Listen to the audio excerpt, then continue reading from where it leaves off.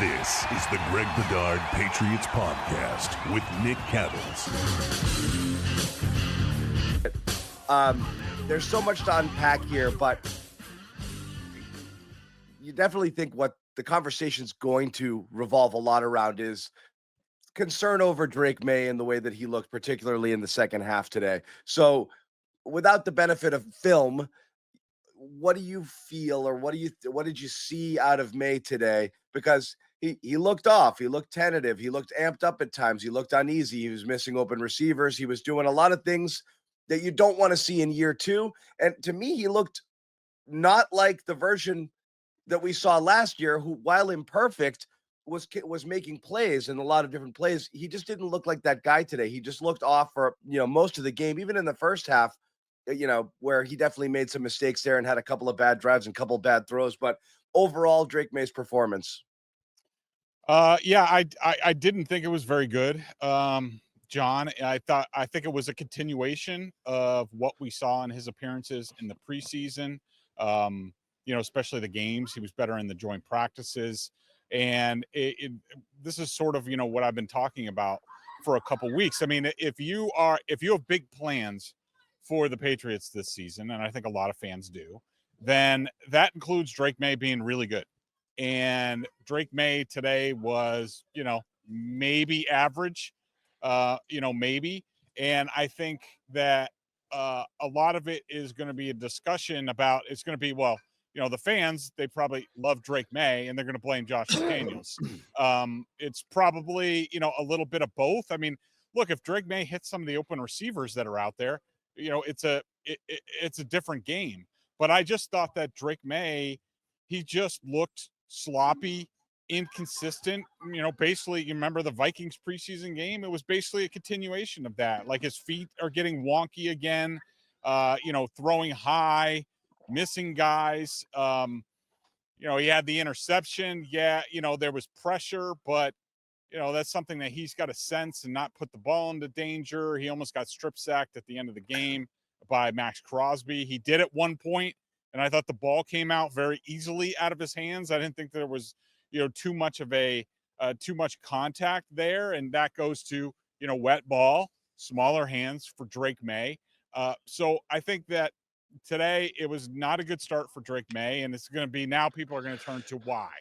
And I think that I think it's a work in progress. This is why I, reduced my season prediction on the team, because it's being in a new offense, new coaching, what they're asking him to do is just going to take time to adjust. I mean, not good in week one, but you're hoping that, there's just progress each and every week. Yeah, and you mentioned people are going to come for somebody, right? Yep. They want scalps, and you've seen it already on social media. Just I'm shocked. I'm honestly shocked how much dialogue there is right now about just determining, based off of this performance or whatever we saw in the preseason, Drake Maye's not him. I've got people in my mentions already saying we got to look for a new guy next year, which is pretty insane, considering how we felt about this coming in. But the thing that you said is 100% right. Like, the team's not good enough everywhere to be competitive unless Drake Maye is something special or starts to show that he's a little bit special. So you're saying it's an either or thing, where it's going to be on McDaniels or it's going to be on Maye, and might be a polarizing discussion. I've wondered the whole way through whether the marriage itself has been working out in the early going. And I'm not saying that you need an annulment right now, but I do wonder if Drake Maye to me looked like a guy who was more worried about what he's not supposed to do as opposed to what he's supposed to do. How much of that is on the way that McDaniels runs an offense, and how much trouble he might be having just working within the confines of that? I'm sure some people are going to say that. I mean, I also, But you don't think it? Well, not really. I mean, look, I thought McDaniels did a good job, at least in the past game, Yep. at scheming guys open. I don't know why the running game was not working today. We'll have to check on the film with that. That was a surprise to me that they weren't be able to run the ball better. And then suddenly they're in a game where Drake Maye's got to drop back 43 times, which I don't think is good. I mean, I think the formula is they run the ball, Drake Maye throws 25 times. But, if Drake Maye doesn't, miss some of the bunnies that he did today, I think things look a lot different. I think that, when you're talking about Drake Maye and the philosophy and Josh McDaniels and all that, and I've said this before and I got blowback on it, but I believe this because I've been around different quarterbacks, and it's not just Tom Brady. But, when you look at Drake Maye, when he's out there against the Vikings, and then in this game, like, does it look like he's a tactician? Does it look like he's, working on his footwork and his mechanics and trying to be, how do I get better? Like, I don't know. Sometimes I just get the impression that Drake Maye is just sort of like a, shrug and, we'll get him next time type of guy. And I think there's going to be some push and pull there where I know, Josh McDaniels is used to doing it a certain way, not just with Tom Brady, but you can look at the work that he did with Mac Jones his rookie year. I mean, Mac Jones for most of his rookie year, was he a lot better than Drake Maye was today? Yeah, he was. And that's because you need a certain type of quarterback in the system. And I think Drake can get there. I still think he's very young. He doesn't know what he doesn't know. And I think it's going to be a struggle for a while. I think, when you get into a new offense and a new play caller and new relationship, it's going to take 4 to 8 games for things to like really click. I know people want it today. Drake Maye, 400 yards, be an MVP candidate in week 1. It's just, it's not realistic. Well, I want to go back to that thing that you said earlier. Are you intimating that May's not putting in some work behind the scenes when you talk about footwork and this and that, or you get the sense that he's not fixing some of the mechanical things that he needs to? Because we've attributed some of the high throws to him getting amped. We keep hearing about amped, but I mean, how much of that is him being amped versus just poor fundamentals and just letting it fly on some balls, or not having his feet set, or whatever it is that's going on there? And are you concerned he's not are you concerned he's not trying to fix it? I don't know. I don't know what he is or isn't doing behind the scenes. All I can tell you is about the Drake Maye that I see on the field and on film. And I don't think he's made a lot of progress in terms of his fundamentals. Is that on the coaching? Is that on him? Probably a little bit of both. But the first pass that he had to Pop Douglas, it was just like sloppy footwork. It was the same stuff we saw at North Carolina, where his feet get too narrow and now he doesn't have a good base and now he's sailing it. Did the same thing in the Vikings preseason game. And I'm sure they're correcting this stuff in practice and going over drills, and I'm sure he does it better in practice, but they got to figure out why it's not translating to the game. I also thought he was sped up again. Even they ran like an RPO where he ran a toss. I think it was to Henderson. To Henderson. I don't even think, I thought the timing wasn't good on that. Like he just looks uncomfortable. And, that's what you're going to get for a while, unfortunately. And, at least now they have a lot of film, a lot of reps to work off of in live game situations. And, another aspect of this is something else I talked about, the type of camp that Mike Vrabel ran. And let's also not forget to mention that this is now 4 straight season openers that Mike Vrabel has dropped. And, which team looked ready to go, better prepared, dial in? Now, it's a little bit different because the Raiders actually had some pieces, Pete Carroll and Chip Kelly, veterans. They're basically, most of their offensive line is back. And of course they have Bowers and Meyer and all these guys. But they looked ready to go because they have a better nucleus that came back. The Patriots have a bunch of new guys, and there's only so much you can do in training camp to get them ready. And Mike took his approach, and it wasn't effective today. PrizePicks is the best place to turn your sports knowledge into cash. With millions of members, PrizePicks has made daily fantasy sports accessible to all. You just pick more or less on at least 2 players for a shot to win up to 2,000 times your cash. Run your game all season long on PrizePicks. I'll be sitting down for the opener tonight.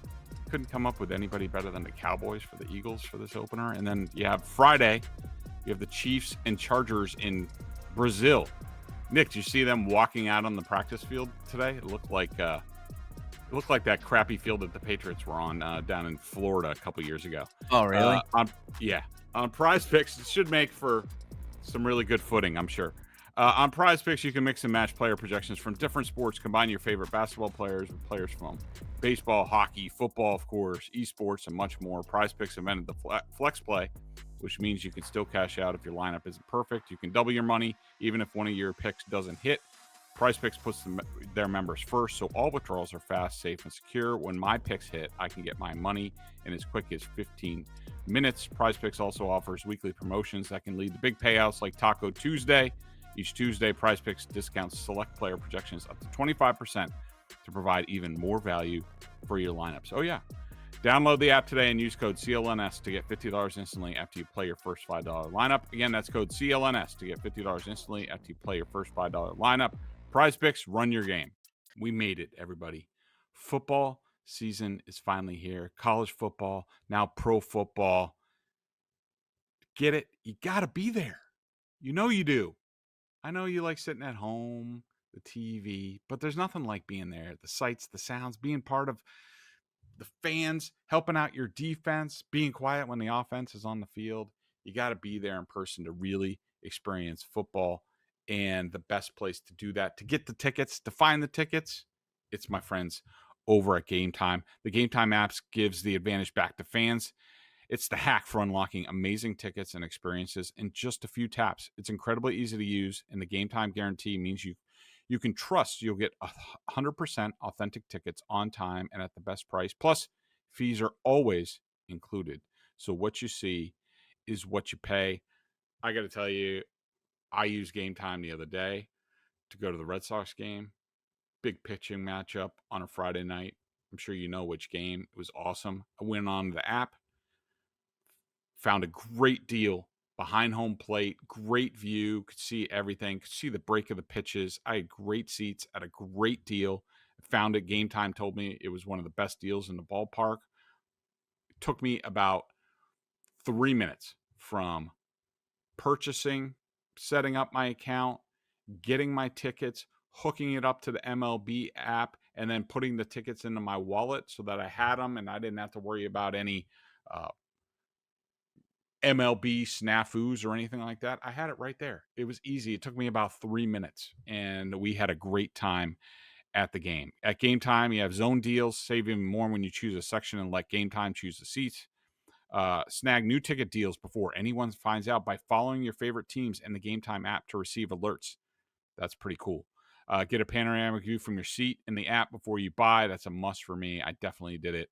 And you got to watch yourself at Fenway because you never know. You might buy obstructive view. Nah, Game Time takes care of that because they give you a view from your seat. The lowest price guarantee or Game Time will credit you 110% of the difference. I looked for the Patriots-Raiders opener. You can get in pretty decent seats. $169 all in per seat. Take the guesswork out of buying tickets with Game Time picks. Download the Game Time app, create an account, and use code CLNS for $20 off your first purchase. Terms apply. Again, create an account, redeem code CLNS for $20 off. Swipe, tap, ticket, go. Download the Game Time app today. I think that's the thing that's going to kind of irk a lot of people. Like, you're going to have a lot of doomers freaking out over May, and that's understandable. But I think generally, if you just look at the whole thing, big picture, it doesn't feel much different. Like, it didn't feel hugely different than what you saw last year or even the year before. And I think that that's the scariest part. I'm not saying the entire operation isn't professionally run in a way that, last season's wasn't, because we know what a debacle that was, but we're talking about a lot of the same stuff, punting on fourth down 2 scores late in the game, sloppy play, defensive breakdowns, special teams issues, not being disciplined, giving up a 3rd and 20, late in the game there, which seals the game, where, Carlton Davis bites on a fake when all he had to be worried about was giving up 20 yards there. Just so many of those, both individual and team sort of things. It just felt like the same thing that we've been watching. Yeah, and look, Rome wasn't built in a day. And Right. I was surprised by the overall sloppiness of the play. You know, there were some, you know, dumb penalties and, you know, special teams penalties. And like, there were a couple like really bad punts. You had Borgallis missing a field goal. Like, you know, it just wasn't, you know, very buttoned up, which I think is probably my biggest surprise. Right. But I guess I shouldn't have been that surprised. Why though? Why You should know, you not have been surprised by it? uh, you know, just because since basically the way the starters opened up the Commanders game and not the offense, but the defense, I mean, um, you know, it's been a rough watch. The joint practices in Minnesota, they got spanked in 2 preseason games. You know, the Giants backups and third stringers took it to their backups. That showed the depth.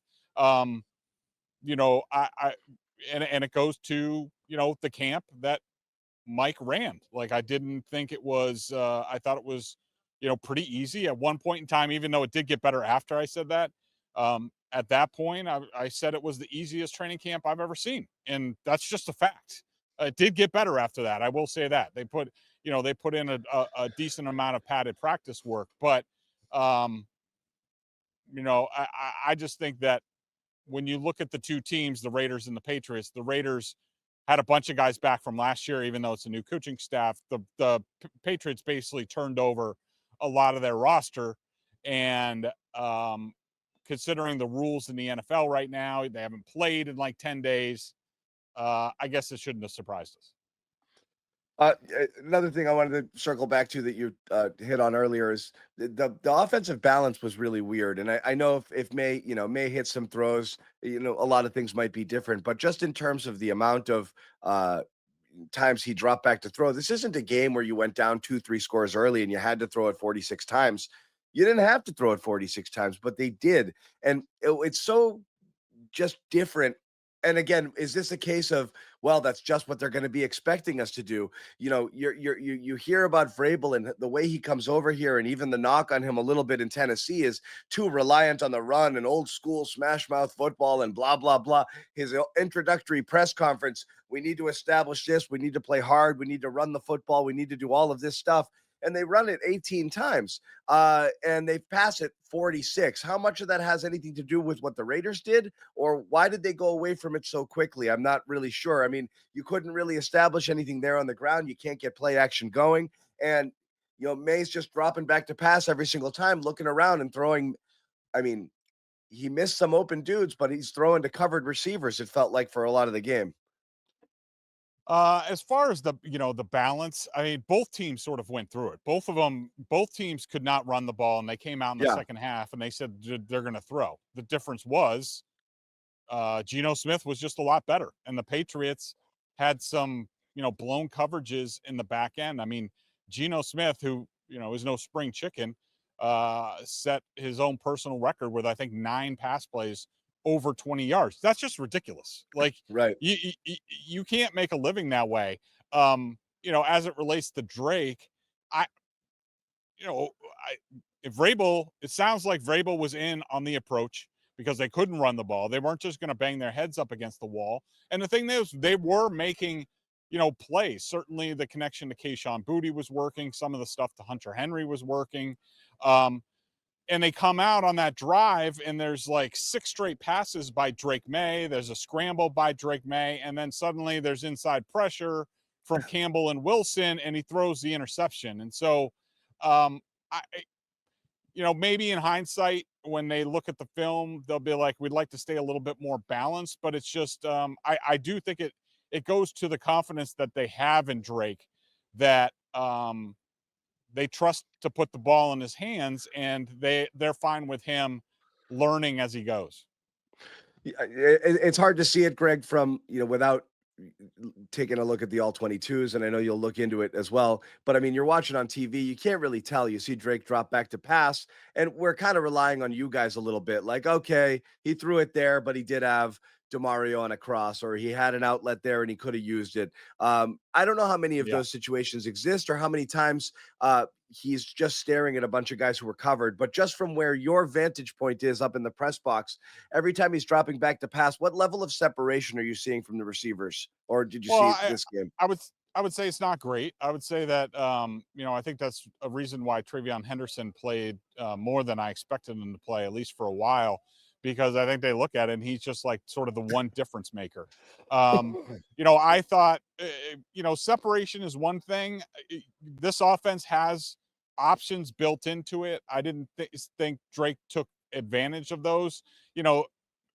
Sometimes it was just his accuracy was off. He's throwing behind guys. There was one where Drake checked it down to Travion Henderson, and Travion Henderson got blown up by the Raiders safety like almost immediately.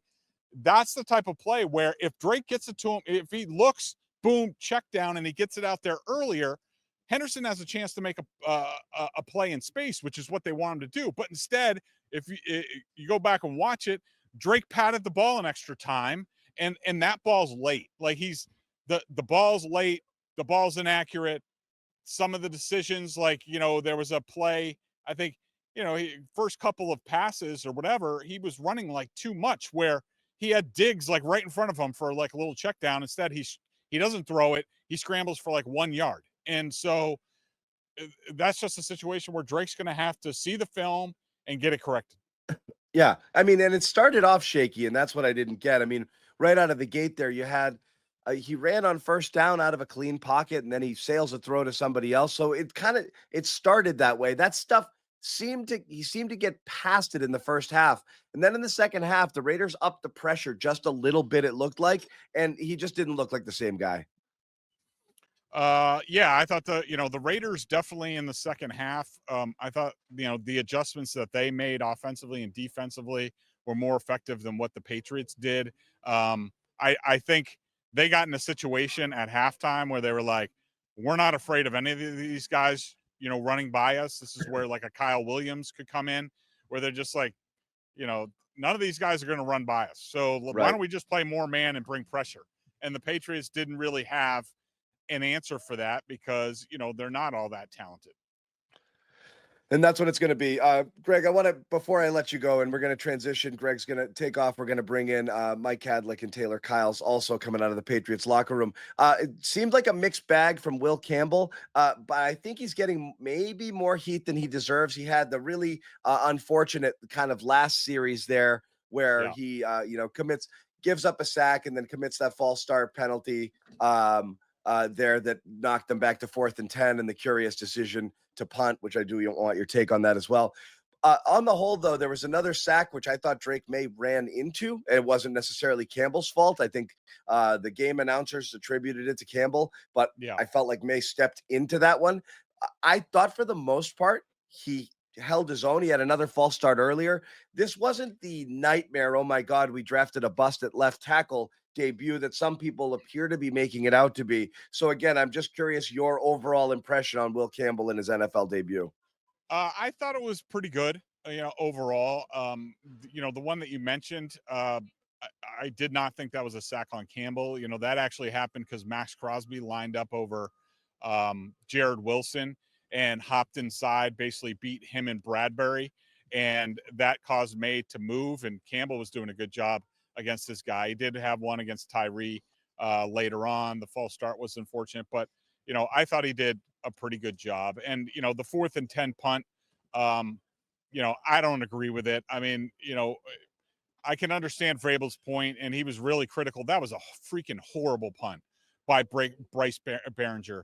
The official just kept going up the sideline, and that's just, if you're going to execute that scenario, you need to pin them deep, hoping they're going to run the ball. You stop them, you get short field, and then you have a chance. So, I mean, I'm not hugely critical of it, but it was just overall like just sloppiness all around by the Patriots.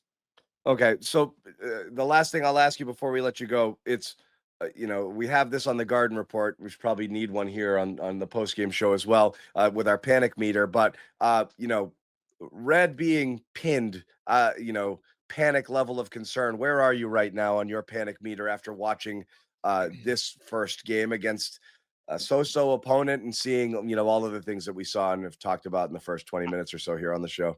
I would say I'm actually still pretty low. I predicted that the Patriots would lose this game. I actually predicted the Patriots to start 0-3 but still finished 9-8. Of course, that was before the Dolphins couldn't do anything against the Colts. So maybe now Yep. week 2 is in play, or very much in play.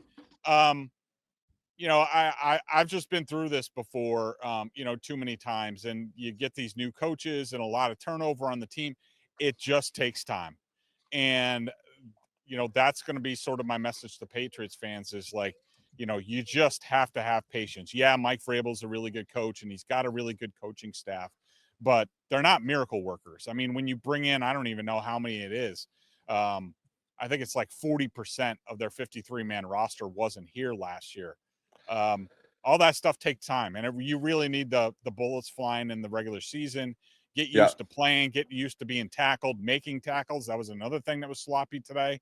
Some of the tackling out there, but I think with the type of guys that they have and the coaching staff that they have, I do think this is an operation that can start to get this stuff cleaned up pretty quickly, and they can start going in the other direction. This is just where they're at. And I think it was a little bit of fool's gold if you believe that the Patriots were a lot better than what they showed today. Yeah, and again, the optimism at the beginning of training camp, you could see as time wore on. I think people started to see it. You talked about it on, Boston Sports Journal and, some of your many appearances. Like, you're looking up and down this roster, it's the same. You got about 38, 40 guys worth keeping, and then everything else is a shoulder shrug. They're lacking depth. You're lacking explosive playmakers. And you could almost see Mike Vrabel, the wind come out of his sails a little bit from where they started and where they ended up, with the realization that, like, we got a long ways to go. And I don't think that fans are necessarily ready to be patient right now, because you've dealt with whatever you've dealt with for the past 2 or 3 seasons. We're hoping to see a lot better, certainly out of Drake Maye at least. And again, Greg, I use this example all the time, and you'll remember back then, but the early years of Drew Bledsoe, nobody cared if they won or lost. You just were happy that you had the guy, oh, we've got a guy. And I remember that opening week loss to Miami in 94 or whatever that was. And they go back and forth throwing for 400 yards and a bunch of touchdowns, and they lose the game, and nobody gave a crap. It was the best, happiest day of our lives because we had a quarterback finally. And you wanted to see a little bit more out of May. And I think people would have felt better if they lost. They looked like last year. Drake Maye struggled. It was an overall tough day for Patriots fans. So on to Miami next week. We will let Greg Bedard go, but we're going to bring in Taylor and Mike in a little bit. Greg, thanks a lot for joining us. And, the rest of you guys stay with us. Thanks, Greg. Sounds good. Thanks.